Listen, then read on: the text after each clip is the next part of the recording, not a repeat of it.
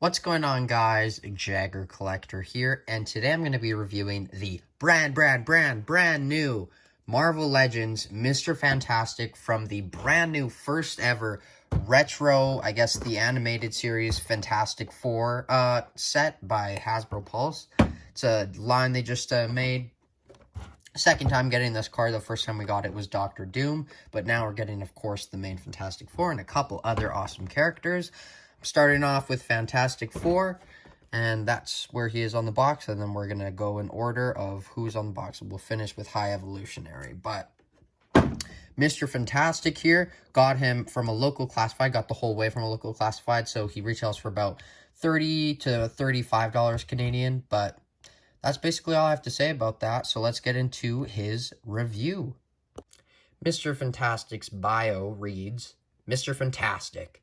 As Mr. Fantastic, Reed Richards utilizes his scientific brilliance and pliable form to make a difference in the world. That's his bio. So Mr. Fantastic comes with not a lot of stretchy accessories, but he has something else which you could argue is better than that, but you could also argue it's worse, and in my opinion, it's not as good as something else they could have included. But he comes like this. So this is what he looks like. That's standard Reed Richards there. No stretchy, no nothing. But then you can take his hands off here. And then you can put his...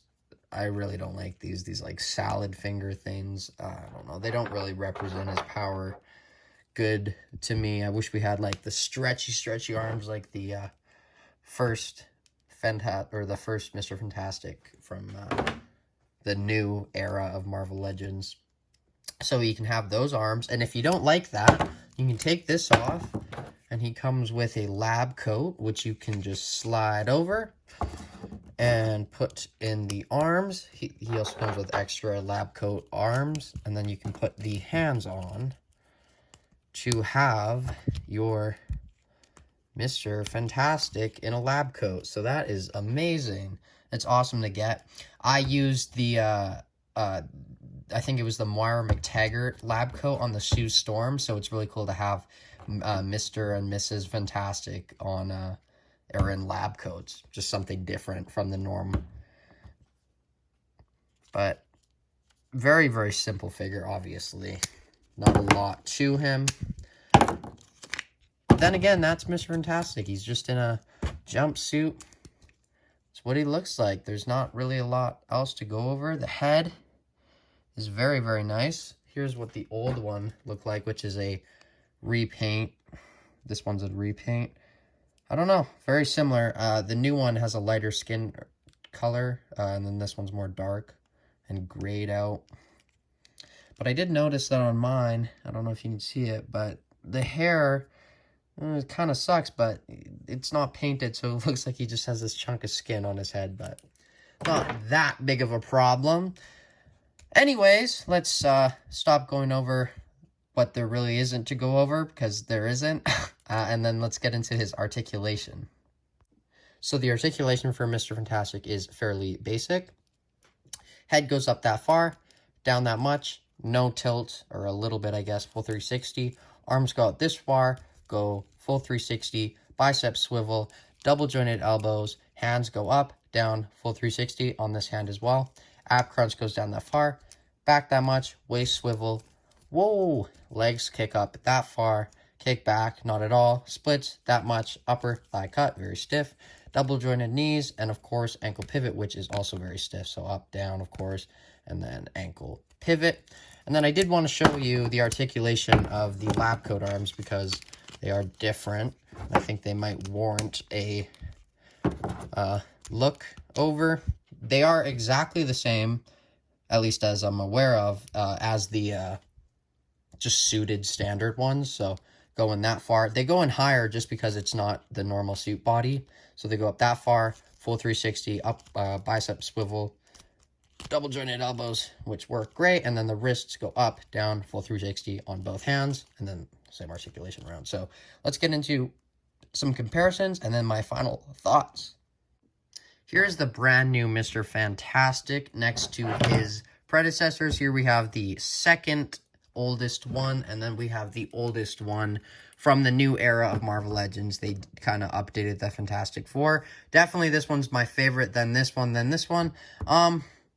Honestly, though, now that I'm thinking about it, this one doesn't really bring a lot to the table. This one might be my favorite just because of that bearded head sculpt. They're not my favorite, but second favorite, maybe third favorite. I don't know. It's very basic, you know, kind of a weird thing they did here. Got it off, but whatever. Let's get into the other comparisons with his family.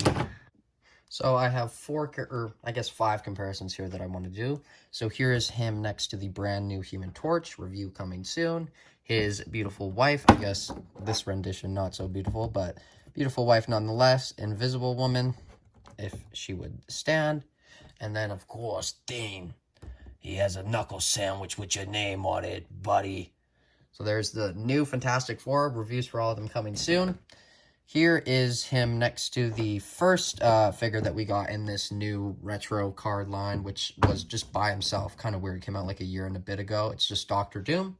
And then, just for goofs, here we have Reed Richards and the Fantastic Four next to your boy, Super Skrull. Very, very tall compared to him, but that is the comparison. So, let's get them out of the frame and leave us with a fairly basic figure because here's my review. That's basically what it is. It is a very basic figure.